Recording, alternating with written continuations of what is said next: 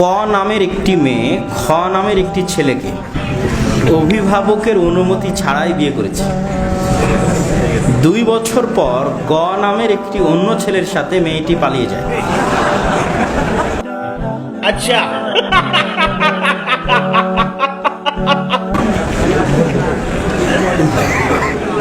ইদ্যত ছাড়াই এমন দ্বিতীয় বিয়ে বৈধ করতে করণীয় কি?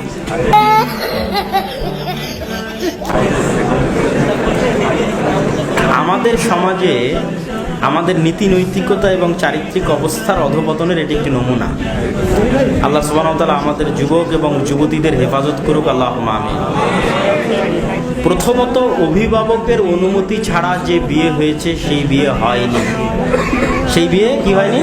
হয়নি। আল্লাহর নবীর হাদিস আয়েশা রাদিয়াল্লাহু তাআলা আনহা বর্ণিত যে অভিভাবকের অনুমতি ব্যতীত বিবাহ বাতিল বাতিল বাতিল। তাহলে যেহেতু বিবাহ হয়নি সেহেতু তালাকেরও কোনো প্রয়োজন এখানে নাই।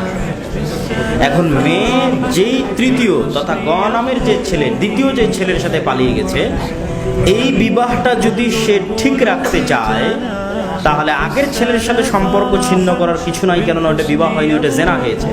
ওই জেনা থেকে আল্লাহর দরবারে ক্ষমা চাইতে হবে। এখন এই ছেলের সাথেও যদি মেয়ে তার পিতার অনুমতি ছাড়াই এখন পর্যন্ত বসবাস কন্টিনিউ করে তাহলে এটিও জেনা। এটিকে হালাল বানাতে চাইলে একটু 1 মিনিট থামো, কথা শেষ করে দিন। 1 মিনিট শেষ করি, কথাটা শেষ করি। জি আমরা বলে নিচ্ছি, সাইড দিয়ে যাবো ইনশাআল্লাহ। মেয়ের পিতার অনুমতি নিয়ে একটু থাম, যদি কেউ সেমিনার আয়োজন করতে চায় সমস্যা নেই, আমরা একটু পরে কথা বলতেছি। মেয়ের পিতার অনুমতি নিয়ে নতুন করে বিবাহ পড়াতে হবে। 2 জন সাক্ষীর উপস্থিতিতে মেয়ের পিতার উপস্থিতিতে বিবাহ পড়াতে হবে। যদি মেয়ের পিতা রাজি না হয় এবং মেয়ের পিতা জীবিত থাকে তাহলে এটিও জেনার সম্পর্ক এবং সে জেনার সম্পর্ক কন্টিনিউ করতেছে। দ্রুত ফিরে বাপের বাড়িতে ফেরত চলে আসতে হবে এবং আল্লাহ সুবহানাহু ওয়া তাআলার নিকটে তওবা এবং ইস্তিগফার করতে হবে।